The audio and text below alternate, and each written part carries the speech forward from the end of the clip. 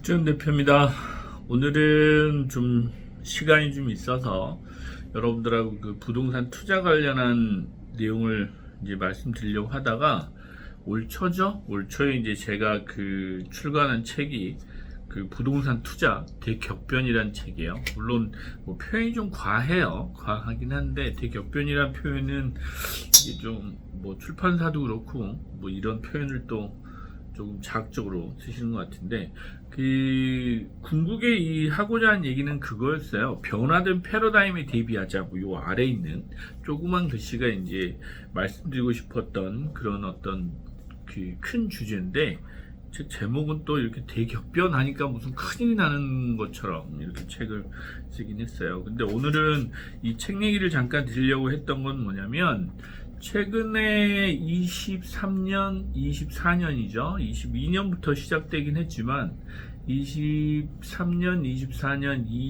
지금 2, 3년, 한 2년, 3년 요 사이에 벌어지는 일들을 우리가 좀 보면서 이제 여러분들이 투자에 대해서 많은 고민들을 하시잖아요. 많은 고민들을 하신다는 게 어디다 기준을 두고 어떻게 투자를 해야 될지 이게 정말 혼란스럽단 말이죠. 이유는 그래요. 저희가 처음에 책 내용에 이제 그 내용을 언급을 했었는데, 부동산 투자 사이클이 짧아지고 있다, 이런 내용을 23년이니까 작년이죠. 작년에 이제 이 책을 쓰기 시작했었으니까 이 책을 쓰면서 23년 상반기인가요? 저희가 세미나를 할 때도 그 말씀을 드렸었어요.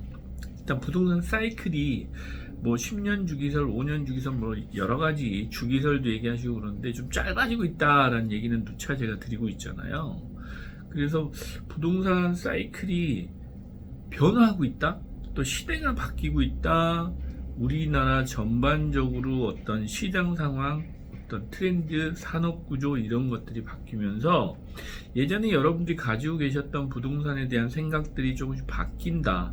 또 내가 바뀌고 싶어서 바뀌는 건 아니고 시대 상황이 그렇게 가고 있다라는 얘기를 하고 싶었어요. 그래서 부동산 사이클이 바뀌고 있다라는 얘기를 여기에 이제 언급을 하면서, 뭐 그래프도 저희가 하나 이제 보여드렸던 게 있어요. 그래프도 저희가 이제 하나 보여드렸는데, 이유는 그렇습니다. 요즘 최근에 말씀드린 뭐 인구 절벽 문제, 산업 구조의 변화 문제, 뭐 이런 다양한 문제들이 있는데, 지금 당장 무슨 큰일이 벌어진다가 아니고 조금씩 계속되는 과중에 2023년 이전부터 22년이랄까요? 코로나가 터지고 나서부터는 뭔가 그 트렌드들, 이런 뭔가 급변한 계기가 마련됐다라고 저는 생각이 됐어요. 그래서 이제 그 말씀을 드렸고, 여기에 보면 다양한 내용들이 있습니다. 다양한 내용들이 있는데, 가장 먼저 말씀드리고 싶었던 게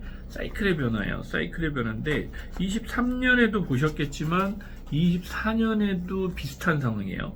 이제 요 그래프입니다. 요 그래프를 저희가 이제 이렇게 보여드렸었는데, 잘 보이시나요? 네, 이 그래프를 보면서 저희가 이제 짧아지는 부동산 사이클, 이런 말씀을 드렸어요. 예전처럼 우리가 경제 성장기에 1년에 뭐 중국이 아직도 그 정도는 하죠. 1년에 4%, 5%, 뭐 7%, 8%, 10%씩 막 성장하던 그런 시기는 아니고, 작년에도 그랬지만 올해도 그 경제 성장률 해봐야 2% 정도 되는 것 같아요. 뭐 내년도 뭐 마찬가지고, 이제는 뭐 전문가분들이라고 하시는 분들 말씀하시는 거 보면 저성장 고착화, 뭐 이런 용어도 이제 쓰고 하시더라고요.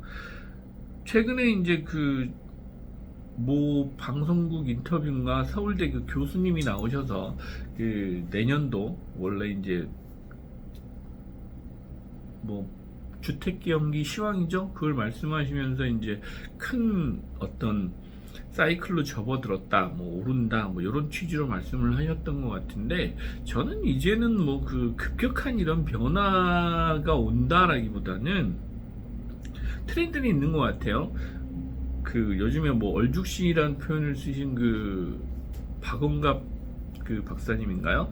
그분이 이제 말씀하신 내용도 있던데, 새 아파트 선호하는 현상은 분명히 있는 건 맞는 것 같아요. 이제 트렌드 변화도 있고 그래서 맞는 것 같은데 그 시대 상황 자체가 조금씩 이제는 바뀌어져야 되는 것도 맞고 이 투자는 또 다른 측면에서 여러분들이 좀 고민을 해보셔야 되는 시기가 된 건 분명한 것 같다라는 말씀을 드려요. 우리가 이제 기존에 이 책을 쓰면서 저도 정리를 했던 부분에 보면 압구정 현대아파트 그리고 강남개발이죠. 뭐 경부고속도로 건설, 뭐 전쟁 후에 우리 성장기 겪었던 내용, 그 다음 새마을운동, 뭐 많죠. 강남 개발하는 이런 것들, 그 다음에 88 올림픽, 그리고 IMF 이런 여러 가지 상황을 겪으면서 우리가 이제 지금까지는 고도의 성장을 사실은 그래도 우상향이라는 어떤 전제하에 계속 왔었던 것도 사실이니까. 그러나 이제부터는 조금 바뀌어야 된다. 왜냐면 우리 부모님 세대들이죠. 부모님 세대들은 들고 계셔도 계속 올랐었어요. 그건 알고 계시잖아요, 다들.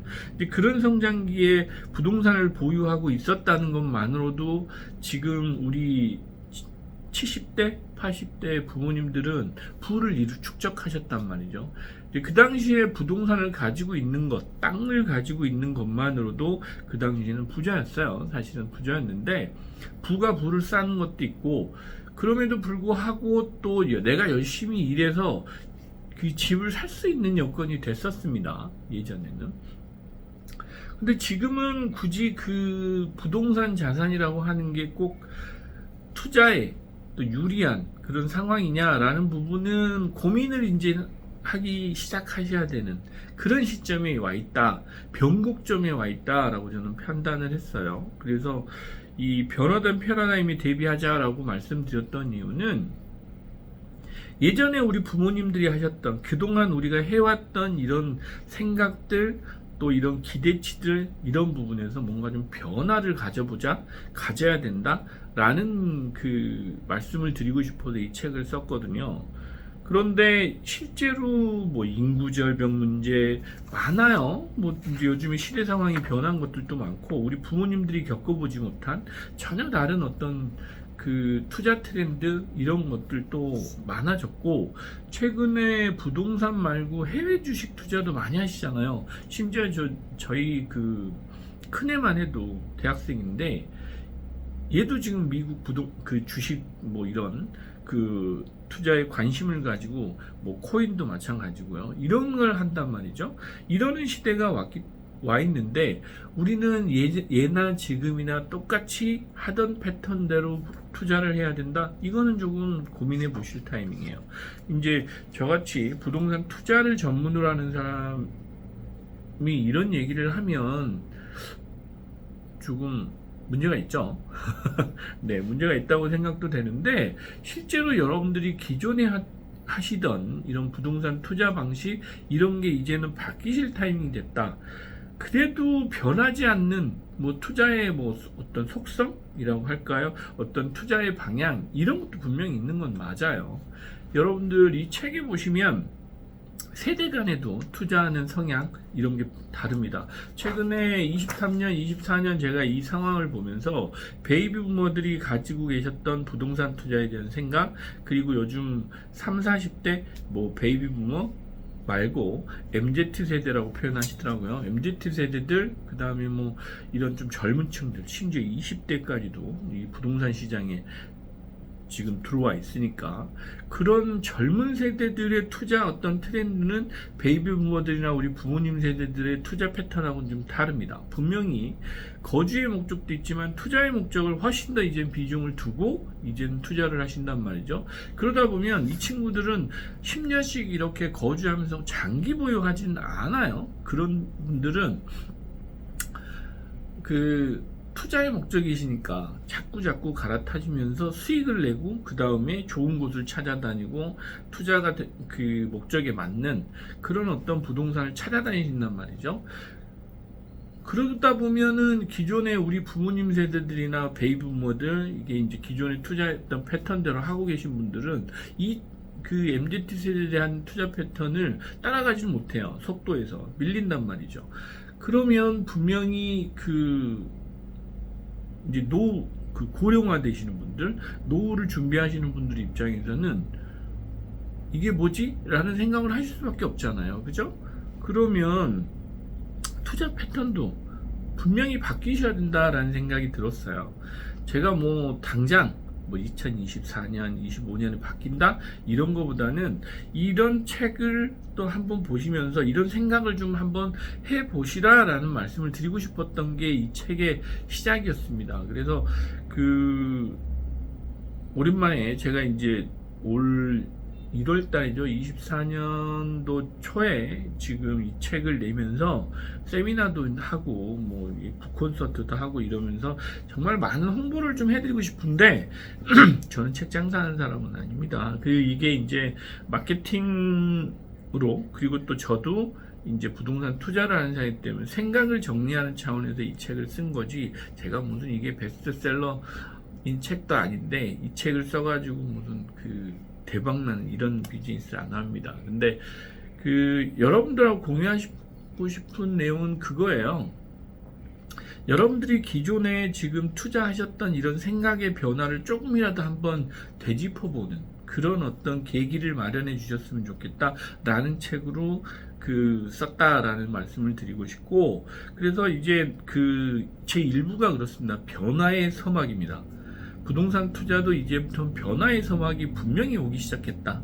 그 시점이 22년, 23년 이쯤이었던 것 같아요. 근데 제가 책을 너무 빨리 썼어요. 네, 제가 너무 빨리 쓴 것 같습니다. 최근에 이제 이런 얘기를 하시는 분들이, 전문가분들이 나오셔가지고 많으시더라고요. 그래서 이 책을 너무 빨리 썼구나. 근데 이런 책을 굳이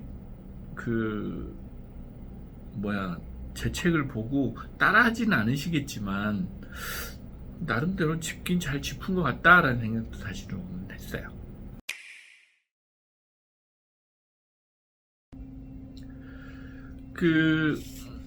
책 서두에 이제 패러다임이 바뀌고 있다라고 말씀했는데, 변화의 서막, 이게 일부였고, 2부는 주택 투자 트렌드가 바뀌고 있습니다 라는 말씀을 드렸어요. 저는 이 얘기는 누차 드리고 있는 내용이에요. 이제 기존에 우리가 재건축 투자, 이런 초고층 투자, 주상복합 이런 것들을 이미 한꺼풀씩 다 하고 지나갔던 것들도 많아요. 실제로 많습니다.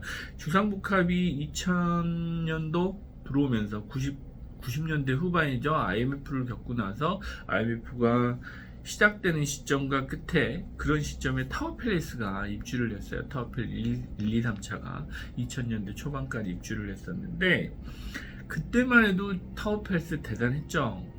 부자들이 사는 아주 고가의 아주 수준 높은 이런 이제 주택이다라고 마케팅을 해서 미국의 뉴욕이나 이런 선진국들의 도심에 가면 이런 주상복합 문화가 있다라고 해서 고급 주거지로서 각광을 받았던 때가 있었습니다. 그게 이제 20년 전이에요. 그리고 나서 주상복합이 시들해졌어요. 왜냐? 재건축이 돈이 된다라는 사실을 아시기 시작한 거예요. 무슨 얘기냐면, 강남 개발하고 70년대, 80년대 지어진 아파트들, 저층, 저밀도 아파트들이죠. 5층짜리 헬리오시티 같이 시형 아파트, 지금 엘스죠. 잠실에 있는 잠실 주공 아파트, 이런 아파트들, 최근에 이제 개포 주공도 있고 반포 1주구도 있네요. 그런 아파트들이 30년차, 40년차가 돼서 재건축을 하기 시작했습니다. 이때만 해도 여러분들 기억하실 거예요. 재건축 아파트 했으면 대박 나는 조건이었어요. 왜냐? 용적률도 낮고, 또 그때만 해도 우리나라 경제 성장률 2000년대 초반이죠. 금융위기가 오긴 했지만 2010년도 초중반 2000년도니까 그때만 해도 그 주택 가격이 계속 우상향 가던 시절이었어요. 물론 금융위기 터지고 나서 2013년, 2015년까지는 정체되어 있는 시기긴 했지만 그럼에도 불구하고 2018년, 2019년부터 다시 상승 곡선을 그리면서 실제로 여러분들 재건축 시장의 그 호황을 보셨단 말이죠. 그래서 이제 사람들은 그걸 이제 기억을 해요. 왜? 재건축을 하니까 돈이 되네라는 생각을 하셨어요. 그게 이제 저희가 건설회사를 다닐 때 삼성이죠. 삼성에서 건설회사 다닐 때 그 말씀을 드렸어요. 그 교수님도 그러셨고요. 대학교 교수님도 자 저기 저층 그 저밀도죠. 용적률이 낮은 아파트들은 먼저 개발해서 돈이 될 거다. 그런데 그럼에도 불구하고 그 아파트들이 다 재건축이 끝나고 나면 그 중층 그 고밀도 지역의 아파트들은 다시 한번 변화를 겪게 될 거다라는 얘기를 했어요. 지금 딱 그 시기인 것 같습니다. 왜? 공사비도 오르고 이 사업성이 안 나오니까 이제 재건축 아파트들도 사실은 돈이 안 돼요. 돈이 안 되는데 저희 부모님 세대는 아직도 그거를 부여잡고 계신단 말이에요. 저 같으면 그 압구정 아파트를 계속 그 말씀을 드려요. 지금 압구정 재건축을 시작해도 10년, 15년이 걸릴 텐데 저 50억짜리 아파트를 들고 왜 10년, 15년을 기다리시는지 모르겠다라고 말씀을 드리거든요. 실제로 투자 수익률로만 따지보면 내가 이 부동산을 들고 있으면서 가지고 그 낼 수 있는 수익률이 분명히 그 저희가 아까 MZ 세대들한테 말했듯이 해외 주식 투자에서 배당 이렇게 받는 뭐 S&P 500인가요? 이런 주식 그 수익률보다 훨씬 낮는데 아직도 우리나라 사람들은 그 재건축 아파트죠? 부동산에 대한 어떤 로망이 있으신 거 봐요. 그 말씀도 하시더라고요. 일단 팔고 나면 못 삽니다. 라는 얘기도 하시고 또 재건축을 이렇게 이제 그 뭐 퀄리티죠. 퀄리티 있는 압구정이나 이런 반포나 또 용산 뭐 이런 지역들은 계속 오를 겁니다 라는 말씀을 하세요. 근데 저는 그 말씀도 드렸어요. 100억에 살 수 있는 사람들이 우리나라에 그렇게 많을까요? 라는 말씀도 드렸거든요. 실제로. 그래서 주택 투자에 대한 그 트렌드도 좀 바꾸셔야 됩니다. 생각도 이제는 좀 바꾸셔야 됩니다. 얘기는 누차 말씀을 드리고 있어요. 저희 투자자분들 포함해서 그 이제 그 유튜브를 제가 한 2년, 21년인가요? 21년 그 연말에 시작했는데 그때부터도 말씀을 드렸어요. 처음에 시작할 때 재건축이 이제 돈은 되진 않습니다. 신중하셔야 됩니다. 라는 말씀을 누차 드리고 있는데 그거에 대해서는 뭐 저는 유명한 유튜버가 아니고 유명한 전문가가 아니기 때문에 이제 그런 그 말씀을 귀담아 들으시는 분은 귀담아 들으시겠지만 참고는 하실 수 있죠. 이제 그랬는데 지금에 와서는 작년 22년 23년부터 이제 전문가분들이 그 얘기해요. 왜? 공사비가 오르니까 사업성이 안 나와서 재건축이 어렵습니다. 사실은 이거는 진작 벌어졌었어요. 예전에 제가 이제 지방이죠. 지방 재건축 가면 5층짜리 아직도 그 낮은 아파트도 있어요. 그 서울에, 강남에 이런 그 5층짜리 낮은 용적률, 저밀도 지역의 재건축 물건들이 지방에 아직도 수두룩합니다. 주공 아파트 지었던 것들. 그런데 그 아파트들은 그 시세가 가격이 비싸지 않기 때문에 지방 아파트 가격들이 비싸지 않기 때문에 사업성이 안 나오는 겁니다.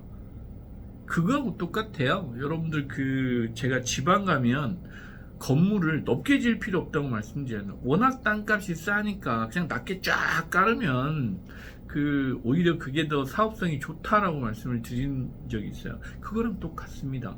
굳이 그 인구도 별로 없고 아파트 가격도 비싸지 않은데 고층 아파트를 지을 필요가 없어요. 예전에 제가 한번 말씀드렸던 것 같아요. 여러분들 경부고속도로 타고 오면 그 신탄진 넘어오면서 한국타이 옆에 있죠. 옆에 있는 그쪽에 보면 한 40층이 넘는 고층 그 아파트가 있죠. 저는 그 아파트를 볼 때마다 생각을 해요. 아니 저 아파트는 나중에 한 20년 30년 있으면 저 재건축 어떻게 하냐 이런 얘기를 하거든요. 타워팰리스는 할 수 있습니다. 타워팰리스는 왜냐면 서울에 가장 부유한 사람들이 그 살고 있는 아파트 주상복합이기 때문에 그들만의 리그가 있어요. 그래서 그 돈의 문제라기보다는 입지의 문제이기도 환경의 문제 뭐 이런 것들이 있어서 그분들은 재건축을 하실 수 있어요. 그러나 지방에 지금 15층 이상 뭐 20층 넘어가는 이런 아파트들이 굳이 필요할까라는 생각을 저는 하거든요. 그래서 이제 주택 투자에 대한 트렌드도 좀 바꾸셔야 됩니다라고 말씀을 드리는데, 글쎄요, 그 조금 연세가 있으시는 고령이신 분들은 아직도 본인의 생각이 바뀌시진 않는 것 같아요. 예, 왜? 그래도 아파트는 오를 거야 라는 생각을 하시는데, 오르죠. 올라야죠. 왜냐하면 떨어지면 큰일 납니다. 우리나라 지금 경제구조 자체가 부동산 가격이 떨어지면 금융권부터 시작해서 여러 곳에서 문제가 좀 생겨요. 예를 들면 그 23년에 보셨잖아요. 22년, 23년 1분기까지 우리나라 부동산 가격, 아파트 가격이 50% 떨어진다? 제가 말씀드렸죠. 금융부실부터 생깁니다. 금융위기 온다는 얘기예요. 아파트 여러분들 그 담보대출 몇 프로 받으세요? 50% 받으시잖아요. 거기에 담보대출하고 상관없이 신용대출도 막 끌어오시는 분이 있어요. 그쵸? 그런데 주택가격이 30%에서 50% 빠진다? 말 그대로 탈탈 털리는 겁니다. 여러분들 일반인들 입장에서는 30% 40%만 빠져도 내 자산이 급격하게 줄어드는 부작용이 생기는 거란 말이에요. 그러니까 당연히 뭐 30%? 저는 30%가 마지노선 같아요. 기존에 대출 받으셨던 분들이 있고 국민들이 망하지 않으려면 저는 한 30% 정도가 그 마지노선이다라고 보여요. 떨어지더라도 가격이 조정되더라도. IMF 보셨잖아요. IMF 때 한 50% 빠지면 다 파산합니다. 예. 뭐 개인 파산만 문제가 아니고 금융권도 부실이 생기고 난리가 나는 거예요. 그래서 그런 상황까지 벌어지는데 일반인분들 어떤 분들은 막 가격이 떨어지고 있으면 폭락합니다. 뭐 20, 30%, 50% 폭락하는 이러시는데 저는 구조적으로 그거는 어렵다라고 생각하는 사람 중에 하나입니다. 근데 지금 이 말씀을 드리는 이유는 뭐냐면 많이 오르지도 또 급격하게 오르지도 못하지만 급격하게 떨어지거나 그 폭락하는 이런 상황까지는 또 정부도 또 여러 이런 그 구조상 만들어지기도 어렵다라는 부분, 이게 이제 시스템이겠죠. 우리나라 시스템이 여기까지는 이제 와 있는 것 같아요. 그런 측면에서 여러분들도 지금 이제 고민을 해보셔야 되고, 이게 이제 부동산 투자, 주택 투자도 이제는 그 예전처럼 사놓으면 무조건 다 오르는 시대는 지났어요. 요즘에 이제 뭐 수도권 집중, 뭐 서울 집중, 똘똘한 한 채 뭐 이런 용어들이 많이 나오긴 한데, 그 똘똘한 한 채 하다 보니까 강남 집값만 오르는 이런 부작용도 생기잖아요. 근데 강남 집값도 마냥 오르진 않을 겁니다. 한계가 있어요. 예. 모든 입지에 다 오르진 않아요. 그리고 여러분들한테 제가 이제 주택 투자 부분은 그 말씀을 드렸어요. 한남 나인원, 그 원베일리, 이런 그 이제 요즘에 아파트 투자를 보면서 원베일리는 아직 입주한 지 2년이 안 됐어요. 매물이 별로 없습니다. 그 몇 개 안 되는 매물 때문에 뭐 최고가를 찍었네 어쩌네 하는데, 파시는 분 입장에 생각해 보면 물론 그 조합 이셨던 분 있겠죠. 재건축 하시기 전부터 들고 계셨던 분이 매각하시는 그 정도의 매물만 나오는 시기입니다. 지금은 내년 연말 가봐야 돼요. 그래야 2년이 돼서 임차인들도 바뀌고 또 그 이제 비과세죠? 비과세 되는 요건도 나오는 거예요. 지금 매물 자체가 얼마 없습니다. 이제 그런 상황이고, 한남 나인원도 팔 수가 없어요. 왜냐? 그거 전세로 시작했죠. 전세 임대 사업자로 시작해서 임대업으로 하다가 분양 전환한 거잖아요. 그런데 그게 50억이었단 말이에요. 50억이었는데 지금 100억, 뭐 120억, 뭐 연예인이 그 팔고 나갔다 오는데 세금이 얼마인 줄 아세요? 몇십억씩 나옵니다. 그게 못 팔아요. 그러면 저희 나인원에 살고 계신 그 저희 투자자분들 뭐라고 하시냐면, 이거 10년 뒤에 팔려고 하는데 아직도 5년이나 남아서 이러신단 말이에요. 이해되시나요? 자, 그런 상황이에요. 그리고 나인원은 현재 대체할 만한 게 아직 나타나지 않았어요. 그게 어디냐? 대체할 만한 데가 이제 청담동 이런 데입니다. 청담동 하이엔드 그 주거시설들이 있어요. 연예인들이 좋아하시는 한강뷰 이런 데. 그런 데 투자하셔서 지금 가시는데 분명히 차별화되고 선별적으로 그 특화되어 있는 이런 지역들은 생기긴 하지만 일반인 분들이 투자하시는 이런 그 주택시장 트렌드는 분명히 변하고 있다. 이런 부분을 좀 고민하셔야 된다라는 부분을 이제 이 책에는 썼습니다. 그래서 이 책의 내용 보시면 주택 투자 트렌드에 대한 변화 이런 부분이 그 얼죽신이라고 말씀하셨다. 올 초에 말씀하셨잖아요. 근데 저는 작년에 이미 이게 구축보다 신축이라는 얘기를 써놨었어요. 저 똑똑하지 않나요? 네. 이 책에 보면 그 2부에 보면 이제 제가 재건축 투자, 신축 아파트 투자, 시간에 따른 투자 방법, 뭐 구축보다 신축, 지방보다 수도권, 수도권보다 서울, 뭐 이런 내용을 다 써놨단 말이에요. 그런데 이게 왜 이제서야 나오지? 라는 생각을 저는 할 수밖에 없잖아요. 이게 이 책들을 전문가분들은 많이 읽으셨나? 이런 생각도 들고 이 책에 보면 여러분들 주택 투자를 어떻게 할지에 대한 내용을 써놨습니다. 이미 그러니까 23년에 박준현 대표는 재건축 투자를 어떻게 할지, 신축 아파트 투자, 구축보다는 신축, 그 다음에 시간에 따른 투자 방법, 그 다음 지방보단 수도권, 수도권보단 서울, 이 내용도 있어요. 그 다음에 빌라 투자, 빌라 투자는 재밌어요. 재개발 투자인데 이제 이런 부분 1기 신도시 3기 신도시 뭐 이런 내용도 익혀 있고요. 2026년 이후를 좀 그 보시라는 얘기도 들어가 있습니다. 그래서 이런 내용들을 좀 보시면 정말 많이 도움이 되실 거예요. 이제 주택 투자에 대한 그 내용도 잠깐 설명드렸는데 변화된 패러다임에 대비하라 이게 이제 가장 맞는 내용이실지 모르겠어요. 상업용 부동산 투자 트렌드 현황 이게 이제 말씀드리는데 최근에 저는 이 말씀을 드리고 있어요. 상업용 부동산 투자 특히 여러분들 기존에 하셨던 상가, 오피스텔, 뭐 지식산업센터, 생활용 숙박시설, 도시형 생활주택 이런 수익형 부동산 있으시잖아요. 이거는 정말 조심하셔야 된다는 내용이 뭐 유튜브에 저도 몇 번 말씀드린 적도 있고 계속 말씀을 드리고 있는데 이 책에 그 내용이 있습니다.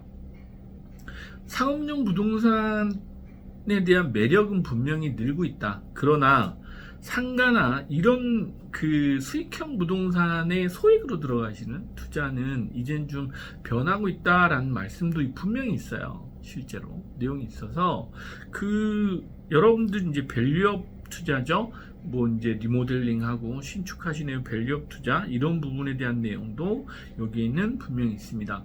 그러나 이제는 전문가가 좀 되셔야 된다라는 부분을 간과하시면 안 되겠어요.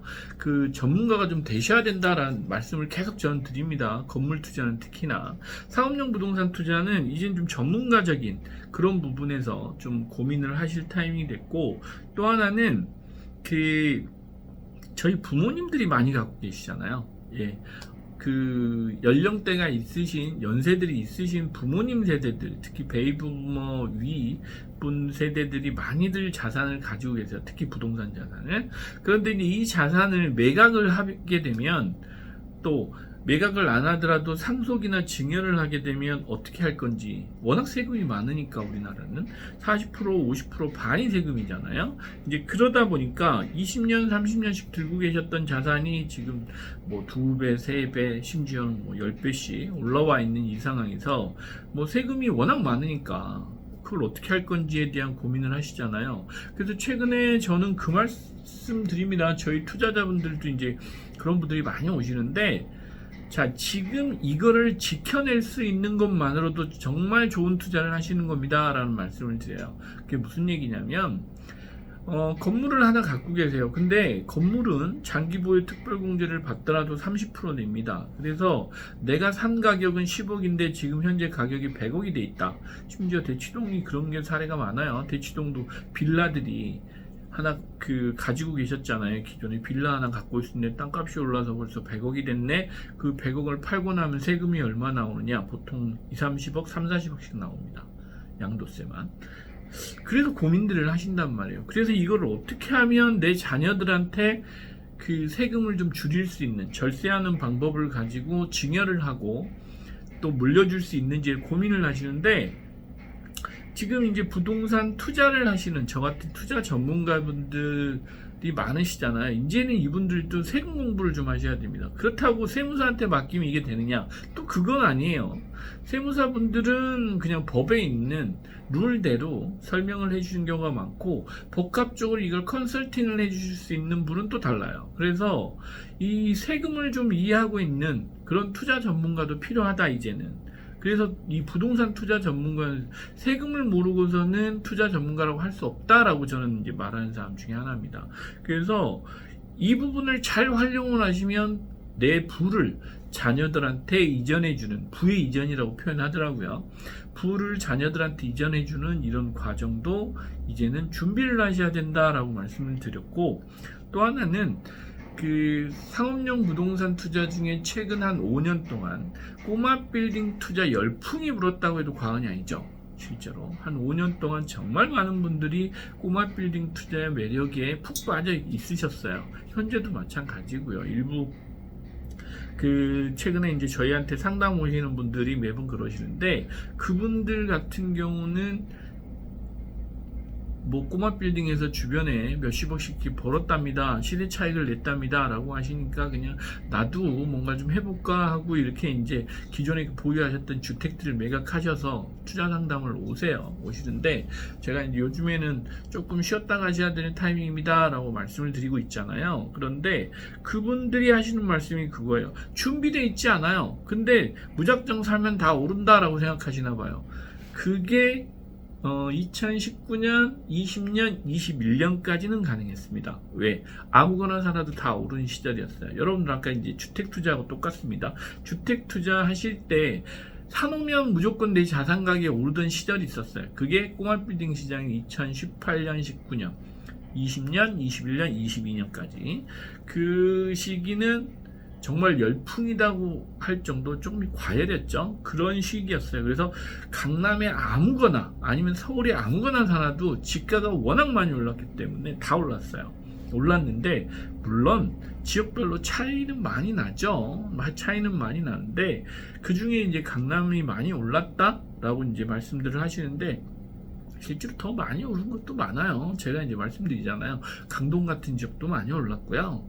그 다음에 저기 이제 그 종로죠. 네, 종로도 많이 올랐는데 거기는 시기적으로 좀 왔다 갔다 했어요. 그런 지역들, 그 외에 뭐 여의도니 뭐 성수니 영등포 뭐 이런 지역들 많이 올랐잖아요. 이제 안 오른 지역이 어디 있습니까? 다 올랐죠. 그런데 그럼에도 불구하고 강남은 더 많이 올랐어요. 그런데 문제는 뭐냐? 경제가 그만큼 성장하지를 못하니까 상업용 부동산 같은 경우는 이제 조금 거기서부터 부작용이 생기기 시작합니다. 언제까지? 뭐 내년, 내후년까지는 생길 수 있어요. 그래서 여러분들은 누군가 또 이게 힘든 시기가 나에겐 또 기회일 수 있다라는 말씀을 드리긴 하는데, 그 뭐 19년, 20년 몇 년 전, 한 4, 5년 전에 했던 방식대로 투자를 하셨다는 큰일 납니다. 큰일 나는 정도가 아니고, 기존에 여러분들 정말 많이 고생하셔서 쌓아놓은 자산을 다 잃는, 또 잃을 수 있는 이런 위험에도 노출돼 있다라는 부분을 말씀드리고 싶어요. 그래서 저희 이제 상업용 부동산, 특히 건물을 이제 투자를 하시려고 준비하시는 분들한테는 두 가지를 말씀드려요. 내가 할 수 있으면 정말 공부를 열심히 해서 저 세미나도 다녀보시고 책도 읽고 또 전문가도 만나서 상담도 받으시고 그다음에 공부도 하시고 뭐 이렇게 해서 전문가가 되셔야 된다라는 말씀을 드리고, 둘째는 내가 못할 것 같다 그러면 믿을 만한 전문가하고 파트너십을 해서 그 좋은 파트너를 만나서 계속 같이 이렇게 그 유지하고 관리하면서 또 그 투자할 수 있는 이런 기회를 좀 찾아다니셔야 된다라고 말씀을 드려요. 내가 공부를 해서 다 하기는 쉽지 않습니다. 특히 여러분들 이제 강남이나 이런 데서 그 중개사분 있죠. 빌딩 중개하시는 분들 있으세요. 그런 분들 말만 믿고 덜컥덜컥 건물 사셔가지고 이게 그 다음부터 이도 저도 안 되는 상황이 벌어지는 건물이 지금 강남에 조용하지만 많습니다. 강남뿐만 아니고 서울 전역에. 그럼에도 불구하고 그걸 하실 수 있는 분은 관리를 하고 뭔가 내가 시간을 내서 투자를 적절히 하실 수 있는 분들, 꾸려 가실 수 있는 분들은 하셔야죠. 근데 지금부터는 빌딩 시장도 조금 차별화되기 시작할 거다. 왜? 그렇다고 강남만 오르진 않을 거다. 또 강남 외에도 분명히 투자할 만한 지역도 있다. 그러나 다 오르진 않는다라는 얘기를 드리고 싶어요. 그래서 똘똘한 그 빌딩 투자가 필요하다. 똑똑한 빌딩 투자. 그런데 이 주택하고는 좀 다르다라는 말씀을 드립니다. 왜 다르다고 말씀드리냐면 그 주택은 강남 집값, 뭐 선호도가 좀 분명히 다르잖아요. 그런데 그 상업용 부동산 그렇지는 않습니다. 이게 상업용 부동산은 수익이 나는 부동산이잖아요. 그것도 집가 상승이 되는. 저는 건물 투자는 땅을 사시는 거라고 말씀을 드려요. 땅을 사시는 거라고 말씀드리는데 땅값이 그 일정 기간에 많이 오르는 지역을 찾아내는 게 정말 투자다라고 말씀을 드리거든요. 그러면 여러 가지를 고려하시고 검토하셔야 된다라는 말씀도 드려요. 그래서 상업용 부동산 같은 경우는 이제 저는 상업지나 준주거 지역을 최근에는 집중적으로 찾고 있는 지역이에요. 왜냐? 그 주거 지역이죠. 3중 일반 주거 지역까지는 용적률이 200%, 250%가 그 한계란 말이죠. 뭐 아파트 단지가 아닌 이상은. 그걸 가지고 지금 현재 임대료를 받는다, 임대 면적이 나온다라고 하면 수익을 내기가 어려운 이제 구간에 진입을 했습니다. 벌써. 그래서 여러분들한테는 그 개발 호재가 있는 지역들, 그리고 또 선호하는 또 일자리가 많은 기업들이 들어와 있는 그런 지역들 위주로 찾아보시고, 개발을 하시거나 밸류업을 하신다라고 하시면 그 준주거 이상인 용적률, 요즘에는 이제 중공업지도 해당이 돼요. 용적률이 400% 가까이 나오는, 그 이상 나올 수 있는 지역들, 용도지구 지역을 찾아서 투자를 하시라라는 내용까지도 이 책에는 담겨져 있습니다. 그래서 여러분들이 그 이제 상업용 부동산 투자하시는 것 중에 저는 이제는 좀 어렵다. 왜냐하면 조금 있으면 우리나라 금리가 저기 이제 좀 내려갈 거예요. 25년부터는 금리가 본격적으로 좀 내려가지 않겠나라고 생각되는데, 코로나 때처럼 뭐 0%대, 1%대 금리가까지는 오지는 않을 겁니다. 그 많이 해봐 2% 정도, 2.0 요게 이제 마지노선일 것 같은데, 거기서 뭐 조금씩 뭐 왔다 갔다 할 수는 있겠죠. 그러나 코로나 때처럼 뭐 0%대 금리는 나오지는 않을 건데, 그러면 수익형 부동산이라고 하는 이런 오피스텔, 상가, 그 다음에 뭐 그 지식산업센터, 생활용 숙박시설, 이런 것들은 특히 구축은 위험하다.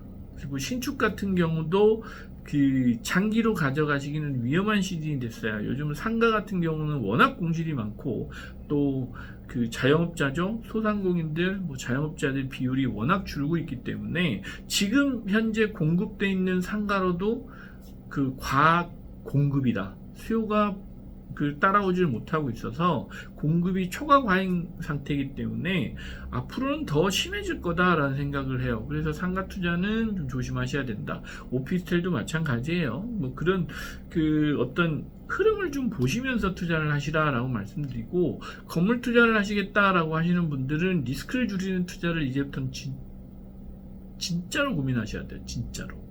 그래서 건물 투자도 이제부터는 좀 조심하셔야 되는 타이밍이 왔어요. 그래서 그 뭐 막연히 강남 건물은 뭐 받아줄 사람이 있으니까 살 거야, 이게 아니고 상권이 좋은 지역, 역세권, 대로변, 요런 그 리스크가 좀 적은 입지 위주로 그 선별적으로 투자해야 되는 시장이 이제 왔다라고 생각하시고, 그 신중하게 좀 투자를 하셨으면 좋겠다라는 말씀을 드려요. 그래서 제가 책에도 그 내용이 좀 담겨져 있습니다. 상업용 부동산 투자의 장단점이라고 써놨는데 그런 내용이 담겨져 있어요. 여러분들이 그 투자를 하실 때 보시면 그런 어떤 투자의 그 방향, 또 그 하시는 방법, 이런 것들을 좀 신중하게 고민하시면서 이제 투자하실 때가 됐다라는 그 말씀을 드려놓은 책이거든요. 그래서 패러다임이 바뀌고 있다는 말씀을 드립니다.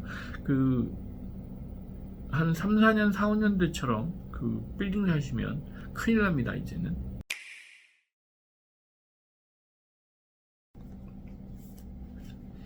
제가 오늘 이 책 얘기를 계속 하고 있는데 제가 이렇게 얘기를 하다 보니까 책을 참 잘 썼구나라는 생각이 드네요.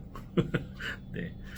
1, 2, 3부는 말씀드렸고 책이 이제 마지막 장의 4부는 마인드에 대한 내용입니다. 생각을 좀 바꾸자라는 내용을 제가 썼어요. 왜냐면 저도 많은 분들 이렇게 이제 상담을 하지 않습니까? 상담을 하면서 느꼈던 게 하나 있어요.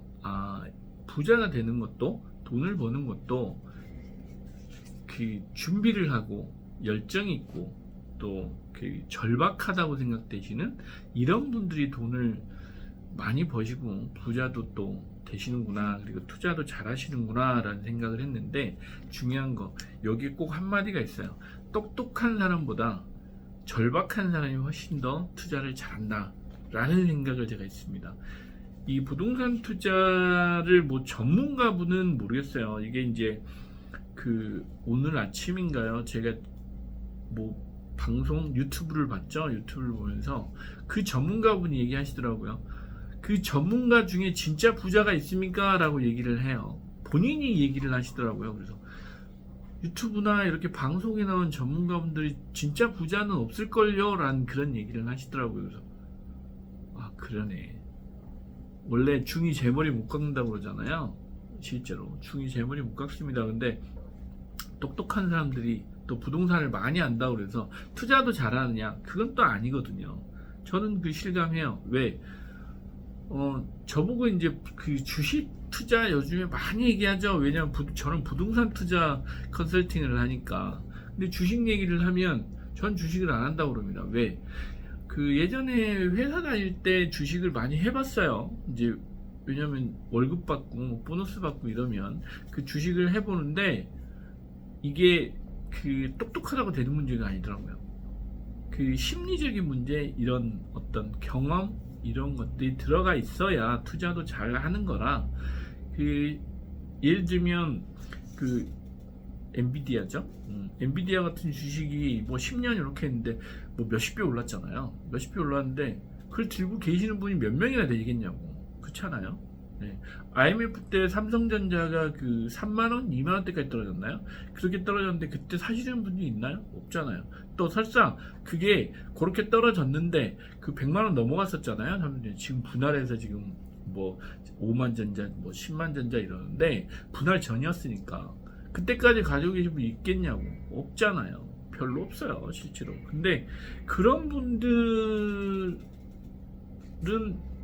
사실 투자를 진짜 잘 하시든지 무관심하든지 이러신 분들만 성공하셨을 거고, 저 같은 경우는 주식 하라고 하는데 제가 못 견딥니다. 그걸 기다리는 건. 그런 상황이고, 한 몇 년 전이죠. 한 2, 3년 전에 저희 선배님이 이거 주식 사면 대박 날 거야. 그래서 하나 살았는데 수익률 67%입니다. 그래서 잊어버리고 삽니다. 그거 혹시 제 아들 때 한 대박 날까봐 그러고 있는 주식도 있습니다. 그래서 전 주식 투자를 저희 친구들 물론 펀드하는 친구도 있고 많이 있는데 그건 안 합니다. 얘기가 딴 곳으로 좀 흘렀습니다. 그런데 이제 부동산 투자를 하시는 분들이 이제 전제는 그렇습니다. 준비된 사람이 이긴다라고 이제 제가 서두 이 책의 4부 첫 장에 이게 돼 있는데, 똑똑한 사람보다 저는 절박하신 열정이 있으신 분들이 훨씬 더 투자를 잘 하시더라라는 얘기를, 제 경험담이에요. 이거는 이제 많은 투자자분들을 제가 만나보면서 느꼈던 내용을 여기다 써놨습니다. 그런데 이 내용을 왜 썼냐면, 투자를 잘하는 사람들은 특징이 있습니다. 왜? 내 자신을 가장 잘 알고 있습니다. 그래서 잘 아는 내용을 가지고 현실적으로 실천을 하시더라고요. 무슨 얘기냐면, 나는 부동산 대표님 잘 모릅니다. 그러니 이걸 좀 해주셨으면 좋겠어요. 대신 잘하는 사람한테 제가 맡길게요 라고 이제 하시는 분들이 있어요. 실제로 물론 그분들은 많이 바쁘시기도 해요. 많이 바쁘시기도 하니까 그거에 대해서 조금 본인이 관리 못하니까 관리를 해주세요 라는 측면도 분명히 있지만, 내가 모르는 건 모르는 거고, 나보다 잘할 수 있을 것 같으면 그분을 또 믿고 맡기는 것들, 그것들을 잘하시는 것 같아요. 그래서 이런 분들이 투자를 잘하시구나라는 생각을 했습니다. 그래서 이제 대표적으로 저는 이제 똑똑한 사람들이 투자를 잘 못한다라고 표현했던 건 뭐냐면, 우리나라 대기업들이 다니시는 분들이 투자를 참 못하셨어요. 특히 베이비 부모들. 근데 요즘 대기업 다니시는 분들 똑똑해요. 똑똑한 게 요즘은 잘하시는 것 같아요. 무슨 얘기냐면, 부동산을 관심을 많이 갖고 계세요. 그래서 공부도 많이 하시고 실제로 많이 알아보러 다니시고, 부동산만 알지는 않으세요. 투자에 대해서 관심을 많이 가지시는 거거든요. 워낙 요즘엔 정보도 많고 그러다 보니까 또 정보를 구하는 것도 쉽지 않아요. 그러다 보니까 그걸 잘 하시는데, 제가 이제 똑똑한 사람이 투자를 못한다라고 표현을 했던 거는 베이비 부모들, 70년대 이상이신 분들 있죠. 예. 그러니까 50 넘으신 분들, 이런 분들은 정말 고집세요. 특히 남자분들. 예, 왜냐면 그분들은 대부분 회사에서 보면 이렇게 이제 직급이 높으시잖아요. 부서장들 막 이러시니까 그분들의 생각이 잘 안 바뀌시는 것 같아요. 그래서 이제 그 말을 제가 썼고요. 그리고 나서 이제 중요한 내용이 하나 있었죠. 강론보다는 원론에 충실하라라는 말씀을 제가 해놓은 게 있어요. 무슨 얘기냐면, 이게 여러분들 투자를 하실 때 보면 야한 이런 지엽적인 정보들을 어디서 많이 듣고 다니신단 말이에요. 그래서 그거보다는 실제로 근거를 바탕으로 한 사실을 가지고 또 정보를 가지고 투자를 결정하시라라는 말씀을 많이 드려요. 근데 또 우리나라 사람들이 또 주변에 내 지인들, 내가 믿을 만한 사람들이라고 생각되면 그분들의 말을 듣고 투자를 하시는 경우가 참 많아요. 그런데 지제는 그런 시기는 아닙니다. 그래서 강론보다는 원론에 좀 충실하시라라는 말씀을 제가 많이 드리거든요. 이제 그런 어떤 책의 내용도 있고, 분명히 시대가 바뀌었습니다. 시대가 바뀌어서 여러분들이 예전에 소문으로만 투자하던 이런 시대는 아니에요. 그래서 그런 거에도 좀 신중하시라라는 말씀을 제가 드리는 편이에요. 실제로. 그래서 그런 부분도 좀 고려하시면서 이 투자를 하시면 제가 보기에는 성공하실 수 있다라고 생각되고, 가장 이제 제가 중요하게 생각하는 얘기가 하나 있죠.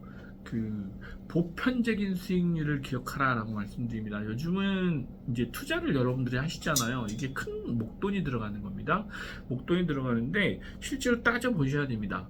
따져 보셔야 된다는 게, 내가 이게 투자를 했을 때 연 수익률이 몇 프로 정도로 내가 기대를 하고 여기 투자를 하는 건지에 대해서 어느 정도는 계획을 좀 세우시고 또 리스크 관리를 하시면서 투자를 하셔야 실제로 성공한 투자를 하실 수 있어요. 내 자산이 늘어나는 효과도 가질 수 있는데, 감으로 하시는 경우들이 정말 많아요. 특히 부동산 투자를. 그렇게 하지 마시고요. 제가 아까 잠깐 주택 부분도 말씀드렸잖아요. 압구정 현대아파트를 50억에 사셨어요. 근데 얘가 10년 뒤에 입주를 했는데 100억이 됐습니다.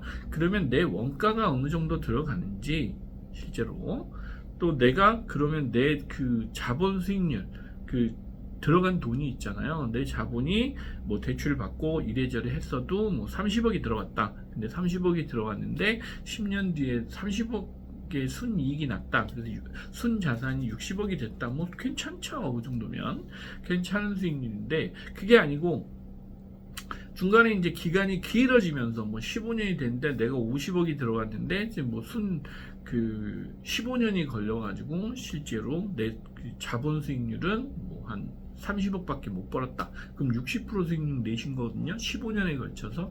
그렇다고 보면 고민을 해보셔야 된다는 얘기예요. 예를 들어서 그런 거고, 주택하고 사업용 부동산은 레버리지 쓰는 비율이 다르기 때문에 사업용 부동산이 유리한 부분이 분명히 있어요. 그건 이제 금융기법을 활용하시는 거잖아요.